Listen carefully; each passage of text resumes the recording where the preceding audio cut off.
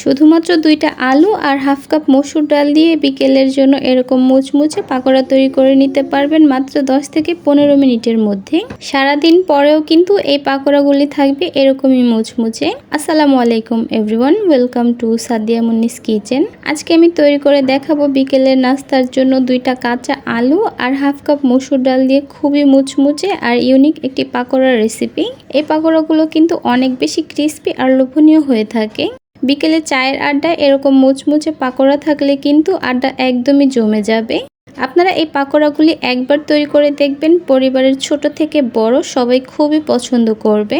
ডাল আর আলুর পাকোড়াটা তৈরি করার জন্য প্রথমে আমি একটা মিক্সিং বোলের মধ্যে নিয়ে নিচ্ছি হাফ কাপ মসুর ডাল। এবার এখানে পরিমাণ মতো পানি দিয়ে দিচ্ছি। এই মসুর ডালটাকে আমি 10 থেকে 15 মিনিটের মতো ভিজিয়ে রাখবো। আর তারপর এখানে আমি নিয়ে নিচ্ছি এরকম 2টা বড় সাইজের কাঁচা আলু। তারপর একটি পটেটো পিলার দিয়ে আলুর খোসাটা ছাড়িয়ে নিচ্ছি। আপনারা আপনাদের পছন্দ মতো ছোট কিংবা বড় আলু নিতে পারবেন, আবার চাইলে আলুর পরিমাণটাও বাড়িয়ে বা কমিয়ে নিতে পারবেন। 2টা আলুর খোসাই কিন্তু আমি ছাড়িয়ে নিয়েছি। তারপর এই আলু 2টাকে আমি এরকম একটা গ্রেটার দিয়ে গ্রেট করে নিচ্ছি। আপনারা এই পাকোড়াটা বানাতে কিন্তু একদমই মোটা বা একদমই চিকন গ্রেটার দিয়ে গ্রেট করবেন না, তাহলে কিন্তু নাস্তাটি খেতে অতটা ভালো লাগবে না। দেখতেই পাচ্ছেন আমার এই আলুগুলো গ্রেট করে নেওয়া হয়ে গেছে। এবার এই আলুগুলোকে আমি একটা মিক্সিং বোলের মধ্যে নিয়ে নিচ্ছি। তারপর আমি এর মধ্যে দিয়ে দিচ্ছি পানি।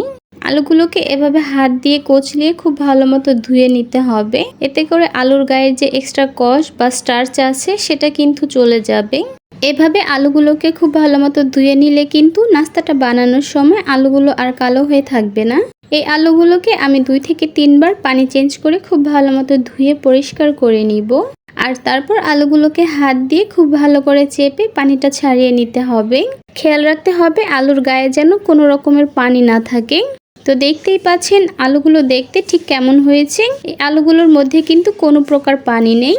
আর এদিকে প্রায় 10 মিনিট পর মসুর ডালগুলো কিন্তু খুব ভালো মতো ভিজে গেছে। এবার এই ডালগুলোকে আমি খুব ভালো মতো ধুয়ে পরিষ্কার করে পানিটা ছাড়িয়ে নিয়ে আধো ভাঙা করে ব্লেন্ড করে নিব।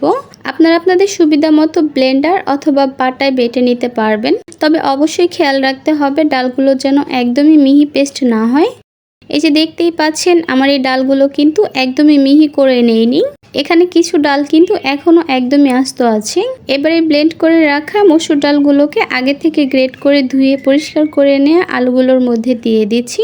তারপর এর মধ্যে অ্যাড করে দিচ্ছি একটা বড় সাইজের পেঁয়াজ কুচি, কাঁচামরিচ কুচি দিয়ে দিচ্ছি 3 থেকে 4টি, ধনিয়া পাতা কুচি দিয়ে দিচ্ছি 1 টেবিল চামচ পরিমাণ, দিয়ে দিচ্ছি হাফ চা চামচ আদা আর রসুন বাটা, দিয়ে দিচ্ছি স্বাদ মতো লবণ, হলুদের গুঁড়া দিয়ে দিচ্ছি হাফ চা চামচ, লাল মরিচের গুঁড়া দিয়ে দিচ্ছি হাফ চা চামচ, হাফ চা চামচ দিয়ে দিচ্ছি ধনিয়ার গুঁড়া, ভাজা জিরার গুঁড়া দিয়ে দিচ্ছি হাফ চা চামচ, চিলি ফ্লেক্স দিয়ে দিচ্ছি হাফ চা চামচ, দিয়ে দিচ্ছি হাফ চা চামচ চাট মশলা। ঝালটা আপনারা কম খেতে চাইলে চিলি ফ্লেক্সটা বাদ দিতে পারেন। এবার বাইন্ডিংয়ের জন্য আমি এখানে দিয়ে দিচ্ছি 2 টেবিল চামচ বেসন। আর নাস্তাটাকে অনেক বেশি ক্রিস্পি আর মুচমুচে করার জন্য এখানে দিয়ে দিচ্ছি 2 টেবিল চামচ কর্নফ্লাওয়ার। কর্নফ্লাওয়ারটা আপনাদের হাতের কাছে না থাকলে আপনারা চাইলে কর্নফ্লাওয়ারের পরিবর্তে চালের গুঁড়াটাও দিতে পারেন। এবার আমি এই সব কিছুকে হাত দিয়ে খুব ভালো করে মিশিয়ে নিব। সব কিছু খুব ভালো মতো মিশিয়ে নেওয়ার পর দেখতে ঠিক এরকমটা হয়েছে। এবার এখান থেকে অল্প একটু মিশ্রণ নিয়ে আমার পছন্দ মতো এরকম একটু গোল আর চ্যাপ্টা শেপে নাস্তাগুলোকে ভেজে নিব। আপনারা চাইলে গোল বা লম্বা অথবা আপনাদের যেভাবে সুবিধা হয় সেভাবে নাস্তাগুলোকে ভেজে নিতে পারবেন। নাস্তাগুলোকে ভাজার জন্য আমি চুলায় একটা প্যানে পর্যাপ্ত পরিমাণে তেল গরম করে নিয়েছি। তারপর এভাবে গোল আর চ্যাপ্টা করে নাস্তাগুলোকে দিয়ে দিচ্ছি। চুলার হিটটা মিডিয়ামে রেখে নাস্তাগুলোকে উল্টে পাল্টে ভেজে নিতে হবে। অতিরিক্ত হিটে এই নাস্তাগুলোকে ভাজা যাবে না, তাহলে কিন্তু উপর থেকে খুব দ্রুতই কালারটা চলে আসবে আর ভিতর থেকে কাঁচা রয়ে যাবে। দেখতেই পাচ্ছেন আমার এই নাস্তাগুলো কিন্তু খুব ভালো মতো ভাজা হয়ে গেছে। বেশ কিছুক্ষণ পর উল্টে পাল্টে এরকম গোল্ডেন ব্রাউন কালার আসার পর আমি নাস্তাগুলোকে একটা প্লেটে তুলে নিচ্ছি। ব্যাস তৈরি হয়ে গেল বিকেলের জন্য ভীষণ মজাদার আর মুচমুচে পাকোড়া। নাস্তাটি তৈরি করাও সহজ আর খেতেও হয়েছে অনেক বেশি ক্রিস্পি আর মুচমুচে। বিকেলে চা কিংবা কফির আড্ডায় এরকম মুচমুচে পাকোড়া থাকলে আড্ডা একদমই জমে যাবে। আশা করছি আমার আজকের এই রেসিপিটি আপনাদের কাছে খুবই ভালো লেগেছে আর সহজও লেগেছে। তাহলে আজকে এ পর্যন্তই। সবাই অনেক বেশি ভালো থাকবেন, সুস্থ থাকবেন। আল্লাহ হাফেজ।